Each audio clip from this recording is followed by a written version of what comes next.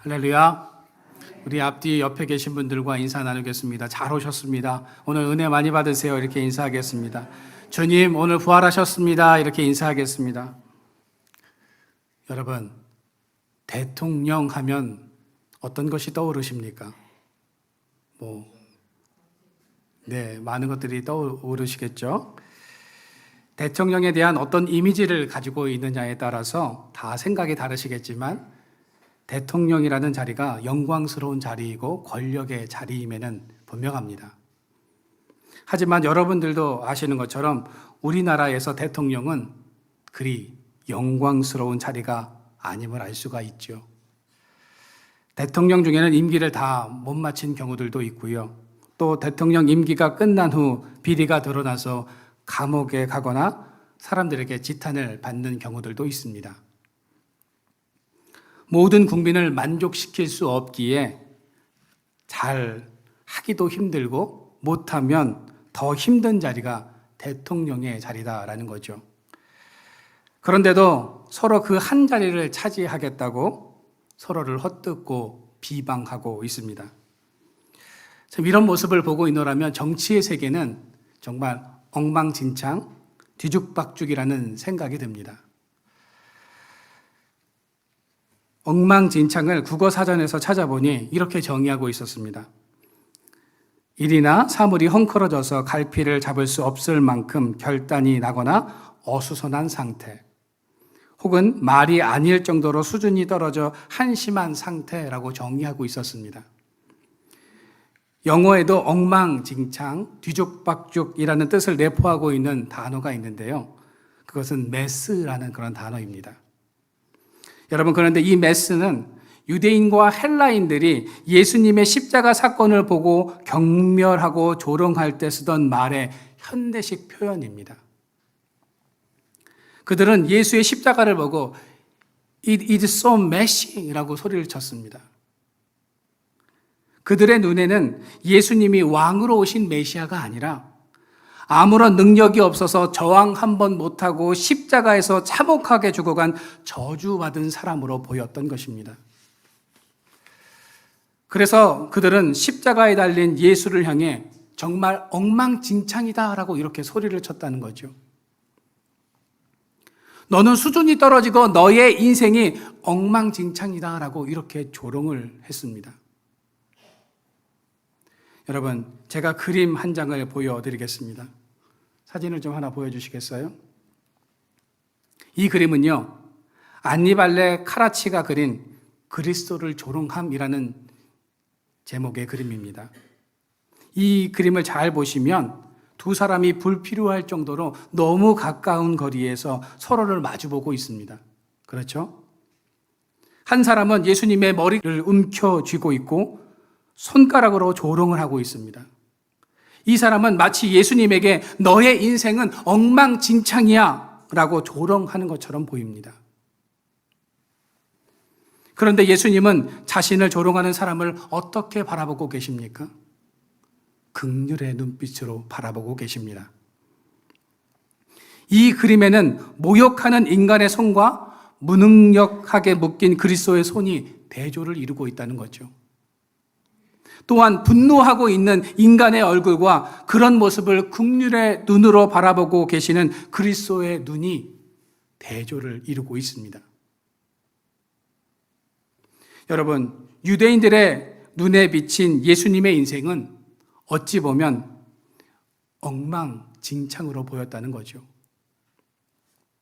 예수님께서 예루살렘에 입성하실 때까지만 해도 많은 사람들은 호산나 다윗의 자손이여 이 땅에 왕으로 오신 이여 라고 하면서 소리쳤습니다. 종려나무 가지를 흔들면서 환호했다는 거죠. 그러던 무리들이 바라바를 대신해서 예수를 십자가에 못 박으라고 외칩니다.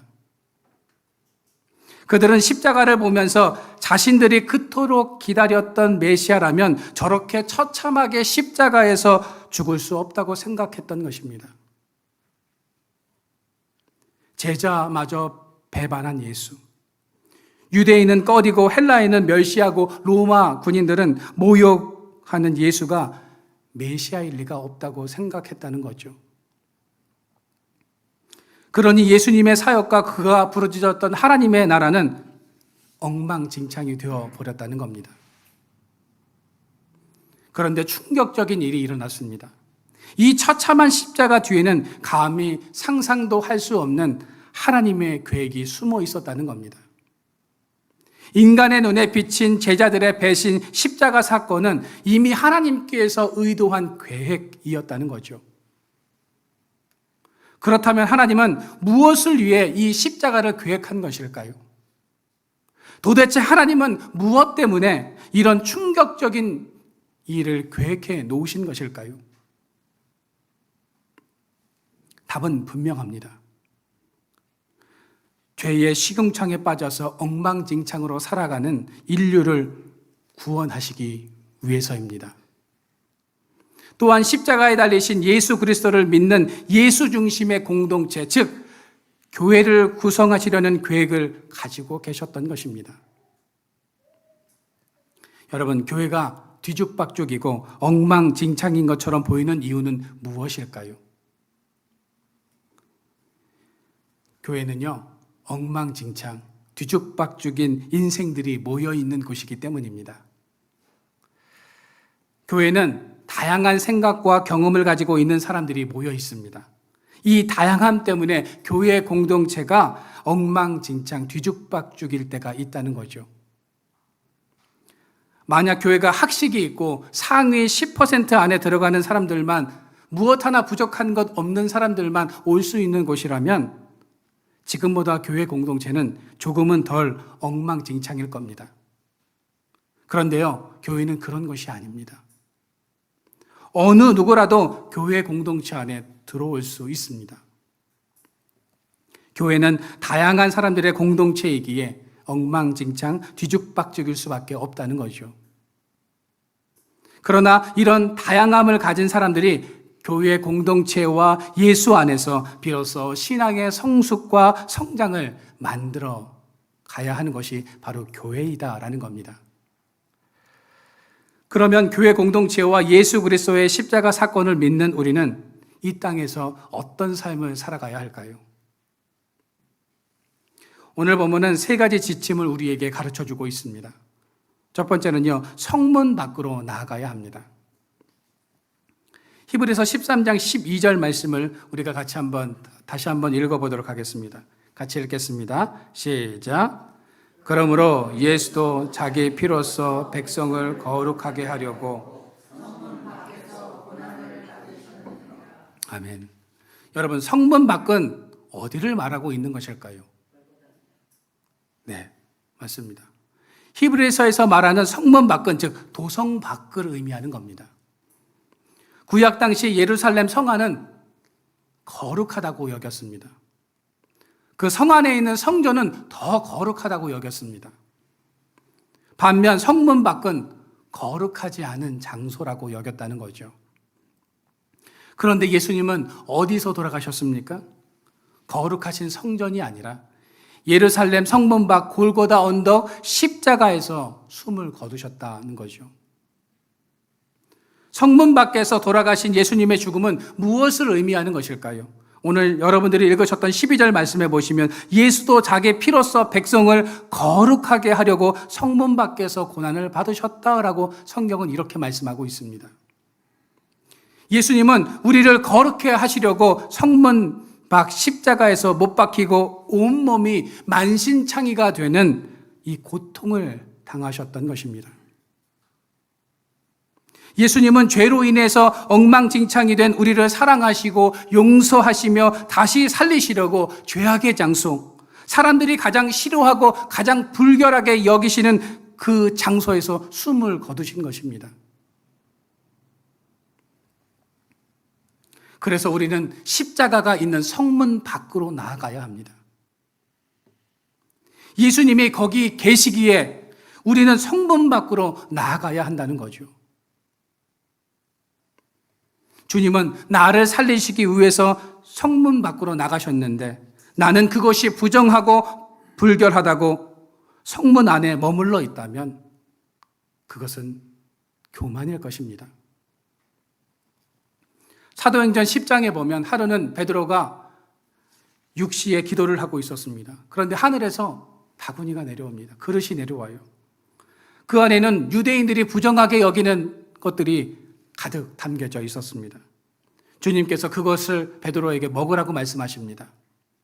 그러나 베드로는 이것을 제가 먹을 수 없습니다. 이렇게 말씀을 드리죠. 그때 주님께서 뭐라고 말씀하십니까? 사도행전 10장 15절 말씀입니다. 우리가 이 말씀을 같이 한번 읽어보도록 하겠습니다. 시작.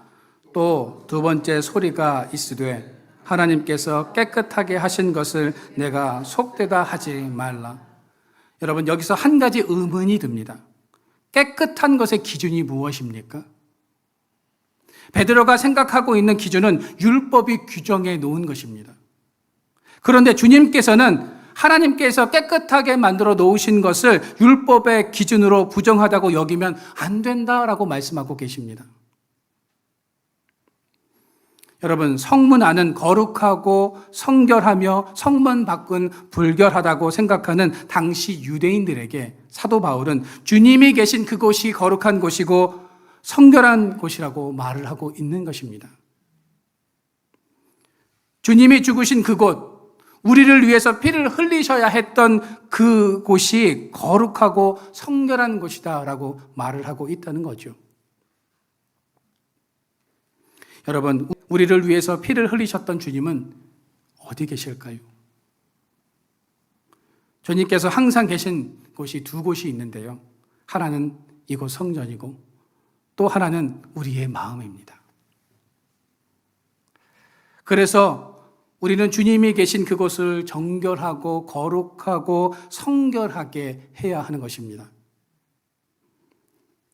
교회 자체는 깨끗하고 거룩한 곳이 아닙니다. 불결하고 부정한 사람들이 모여서 거룩하고 성결해져 가는 곳이 바로 교회입니다. 그래서 교회 안에서는요, 늘 문제가 생길 수밖에 없습니다. 아직 거룩하고 성결한 백성이 된 것이 아니기 때문입니다. 되어가는 과정이기에 시행착오가 있을 수밖에 없다는 거죠. 그러나 분명한 것은 나의 엉망진창의 삶이 변화되기 위해서는 이곳 성전으로 나와야 한다는 겁니다. 그곳에서 우리는 겸손하게 자신을 낮추는 법을 배워야 합니다. 주님께서 우리를 얼마나 사랑해 주셨는가를 배워야 하며 주께서 걸어가셨던 삶을 배워서 세상을 변화시키는 사명이 우리에게 있음을 깨달으시기를 바랍니다. 주님은 엉망진창이고 뒤죽박죽인 우리의 삶을 변화시키고 거룩한 백성이 되게 하기 위해서 십자가에 죽으셨고 다시 부활하셨음을 믿으시기를 바랍니다. 그래서 우리는 늘 주님께 회개하고 십자가 앞으로 나아가야 하는 것입니다. 그럴 때 우리의 엉망진창의 인생이 거룩하고 정결하며 주 안에서 균형 있고 조화로운 삶을 살아갈 수 있게 되는 것입니다. 바라기는 주님이 계신 곳으로 나아가십시오. 주님은 우리를 거룩하게 하시려고 성문 밖으로 나아가셨습니다. 우리도 그 주님을 따라서 성문 밖인 세상으로 나아가서 그곳을 거룩하고 성결하며 조화롭게 만드는 삶을 살아가는 저와 여러분들의 삶이 되어지기를 주님의 이름으로 축원드립니다. 두 번째로 십자가의 의미를 회복해야 합니다. 고린도전서 1장 18절 말씀입니다. 우리가 같이 말씀을 읽어보도록 하겠습니다. 시작. 십자가의 도가 구원을 받는 우리에게는 하나님의 능력이라. 여러분, 예수님이 지셨던 십자가는 어떤 십자가였습니까? 당시 예수님께서 지셨던 십자가는요, 고난의 십자가, 저주의 십자가, 멸시와 조롱의 십자가였습니다. 옥스퍼드 대학의 학장인 알리스터 맥그레스는 내가 정말 몰랐던 예수 십자가라는 책에서 십자가 처형을 아주 잘 묘사하고 있습니다. 그 내용을 잠깐 요약해드리면 이런 내용들입니다. 십자가의 사형법은 원래 페르시아에서 유행했던 형벌이라고 합니다. 땅을 신성한 것으로 여겨서 죄인이나 악인의 시체로 땅을 더럽힐 수 없다고 생각해서 사람을 십자가에 높이 매달아서 죽였다고 하죠. 정치범이나 살인범과 같은 가장 흉악한 범죄자들에게만 제한적으로 사용했다고 합니다. 로마 시민권자에게는 내려지지 않는 이 십자가형은 죄수가 혹독한 고통 가운데서 서서히 죽게 하는 아주 잔인한 처형법이었다고 합니다. 십자가형은 로마에 저항하는 사람들의 의지를 확실히 꺾어놓기 위한 처형법이었다고 하죠. 반란을 도모하는 사람들에게 그 결과가 무엇인지를 뼈저리게 느끼게 하는 것이 이 십자가형이었습니다. 로마인들은 십자가 형벌이 내려지면 제일 먼저 상의를 벗기고 채찍질을 합니다. 그 다음에는 자기 십자가를 지고 처형 장소까지 짊어지고 가게 합니다. 그 십자가의 무게는 80kg이었다고 하죠. 그 십자가를 지고 가는 죄수들은요, 기진맥진하는데 그것이 로마인들이 십자가를 지고 가게 하는 목적이었다고 합니다. 빌라도의 법정에서 골고다 언덕까지의 길을 비아 돌로로사라고 하는데 그 거리가 1.5km이고요. 높이가 600m나 되는 거친 언덕길이었습니다. 가다가 지치면 넘어지면 채찍질을 하고 그렇게 처형장소에 당도하면 죄수의 모든 옷을 속옷까지 다 발가벗깁니다. 죄수를 망신주고 비하하기 위한 행동인 것입니다. 그런 다음 죄수를 십자가에 못 박는데 죄수를 십자가에 못 박을 때 쏠림 현상을 방지하기 위해서 손바닥이 아니라 이 손목에 못을 박았다고 하죠. 그리고 십자가에는 특이한 장치가 한 가지가 있는데 세달레라고 부르는 엉덩이 받침대입니다. 이 엉덩이 받침대가 십자가 중심의 기둥 중간쯤에 있는데 이것은 죄수의 몸이 아래로 쏠리는 것을 방지하기 위한 것이었습니다.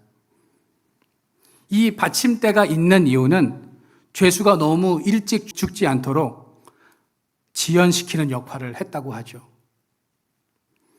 십자가 위의 희생자들은 숨을 쉬는 고통을 견디다 못해 정신을 잃곤 했다고 합니다.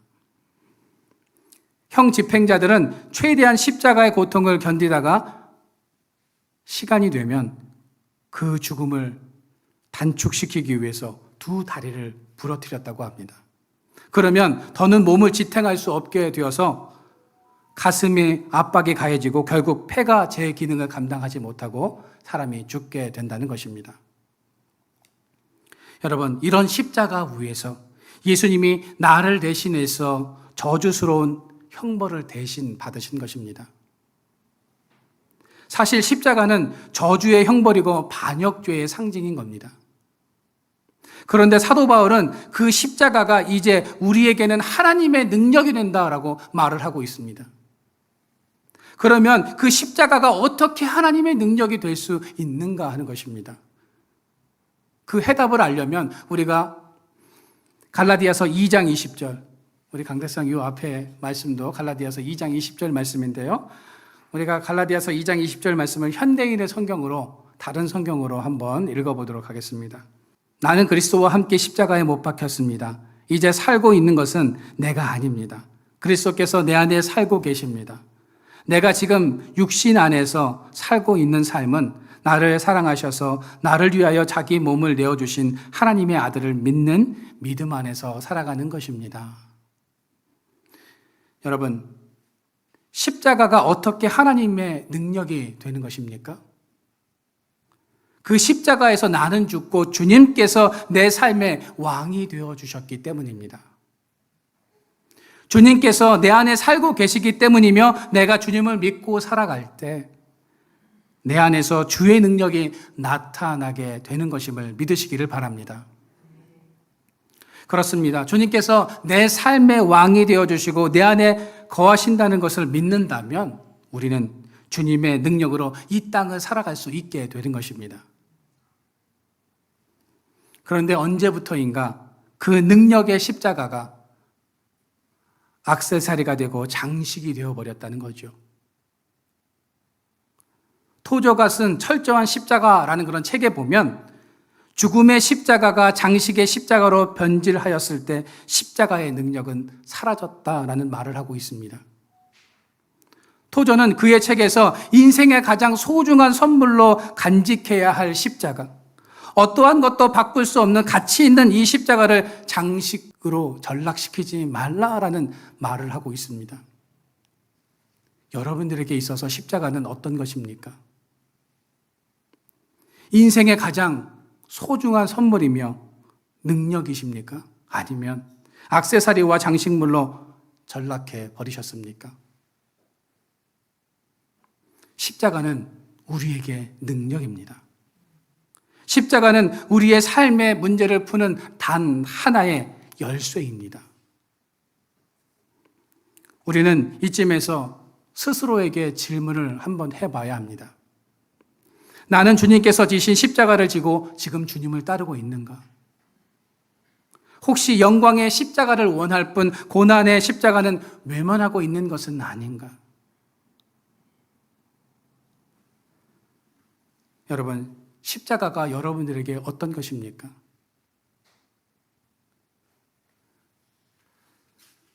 십자가는요, 우리를 사랑하셔서 죽기까지 자신을 내어주신 그 사랑의 증표임을 믿으시기를 바랍니다. 그 십자가의 능력으로 우리가 다시 회복되는 놀라운 역사가 일어나기를 주님의 이름으로 축원드립니다. 마지막 세 번째로 기쁨을 누려야 합니다. 고린도전서 1장 23절부터 24절까지 말씀을 우리가 같이 한번 읽어보도록 하겠습니다. 같이 읽겠습니다. 시작.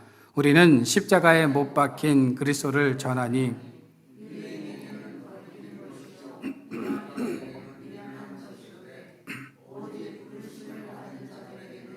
유대인이나 헬라인이나 그리스도는 하나님의 능력이요 하나님의 지혜.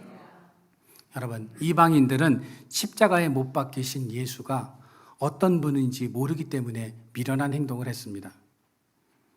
그러나 유대인들은 예수님이 어떤 분인지를 알면서도 왜 십자가에 달린 예수를 거리끼게 생각했을까요? 유대인들에게 십자가는 그야말로 엉망진창이었기 때문입니다. 십자가에 못 박히신 예수를 메시아로 도저히 인정할 수가 없었기 때문입니다. 그토록 기다렸던 메시아라면 저렇게 처참하게 십자가에서 죽어서는 안 된다라고 생각했기 때문입니다. 제자들마저 배신하고 유대인들은 꺼리고 헬라인들은 멸시하고 로마 군병들은 모욕하는 예수가 메시아일 리가 없다고 생각했던 거죠. 예수님의 마지막 순간도 하나님을 향한 절규로 끝나지 않습니까?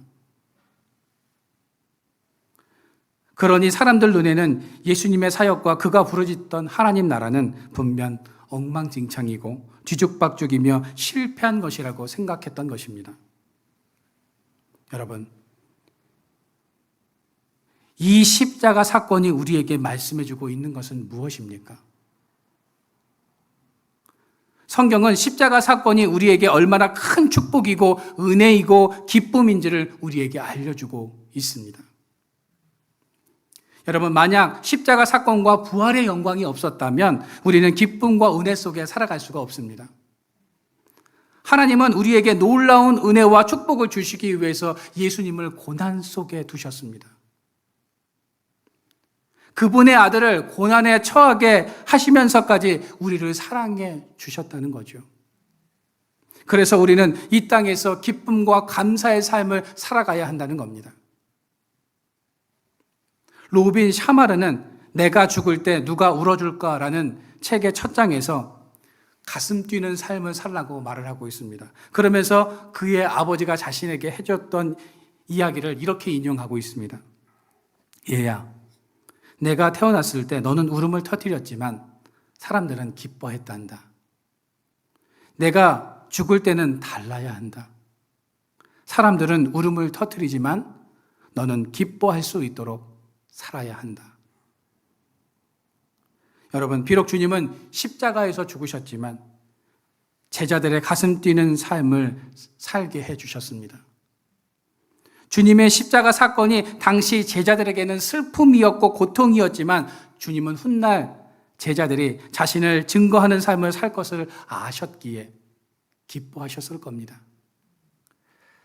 여러분, 하나님은 우리가 이 땅에 부활의 감격과 은혜를 가지고 살아가기를 원하십니다. 천국의 기쁨을 미리 당겨서 감사하면서 살아가기를 원하십니다. 그 부활의 증인된 삶을 살아가기를 원하십니다. 오늘도 부활의 은혜와 이 땅에서 천국을 미리 맛보는 감격의 삶을 살아가시기를 바랍니다. 여러분, 말씀의 결론을 맺겠습니다. 십자가는 우리에게 능력임을 믿으시기를 바랍니다. 주님께서 계셨던 그 성문 밖으로 우리가 나아가는 인생들이 되시기를 바랍니다.